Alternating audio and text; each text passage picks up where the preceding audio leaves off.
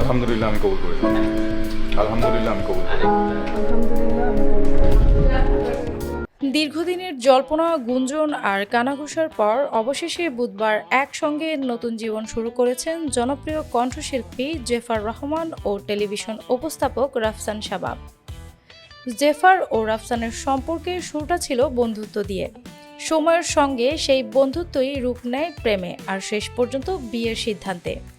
প্রায় 1 বছর আগে রাফসানের আগের সংসার ভাঙার খবর প্রকাশ্যে আসার পর থেকেই জেফারের সঙ্গে তার সম্পর্কের গুঞ্জন ছড়িয়ে পড়ে। যদিও তারা প্রকাশ্যে বরাবরই একে অপরকে ভালো বন্ধু হিসেবেই পরিচয় দিয়েছেন।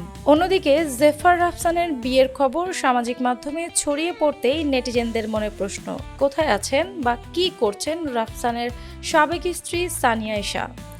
2020 সালে ভালোবেসে চিকিৎসক সানিয়া সুলতানা আয়েশাকে বিয়ে করেন রাফসান, কিন্তু বছর 3 সংসার করার পর 2023 সালের নভেম্বরে বিচ্ছেদের পথে হাঁটেন তারা। যদিও এই ডিভোর্স নিয়ে জল্পনা কল্পনার কমতি ছিল না।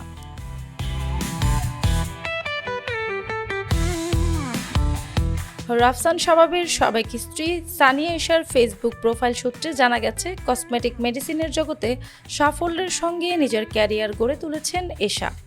বর্তমানে বিশ্বমানের চিকিৎসা সেবা কেন্দ্র এস্তে অ্যাস্থেটিক হাসপাতালে কনসালটেন্ট হিসেবে নিযুক্ত আছেন তিনি। গত বছরের 31 ডিসেম্বর দীর্ঘ 2.5 বছরের সফল কর্মজীবন শেষে অ্যাস্থেটিক মেডিসিন বিশেষজ্ঞ হিসেবে কর্মজীবন শুরু করেন এশা। সামাজিক যোগাযোগ মাধ্যমে এক পোস্টে নিজের সাফল্যের কথা জানান তিনি। পোস্টের ক্যাপশনের সানিয়া আয়েশা লিখেছেন, আমি অত্যন্ত কৃতজ্ঞতার সঙ্গে জানাচ্ছি যে আমি এস্তে অ্যাস্থেটিক হাসপাতালে একজন অ্যাস্থেটিক মেডিসিন কনসালটেন্ট হিসেবে যোগদান করেছি। তিনি বলেন, এস্তে মেডিকেল বাংলাদেশে 2.5 বছর কাটানোর পর এই অর্জনের মাধ্যমে জীবনের একটি নতুন অধ্যায় শুরু করলাম।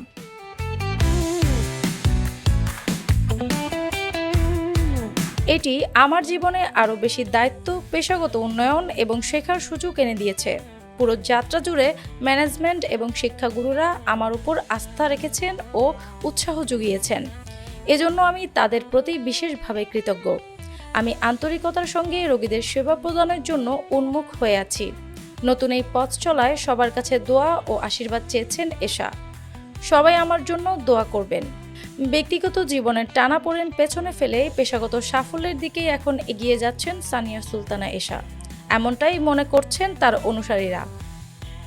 অ্যানি আক্তার, বাংলা বাজার পত্রিকা।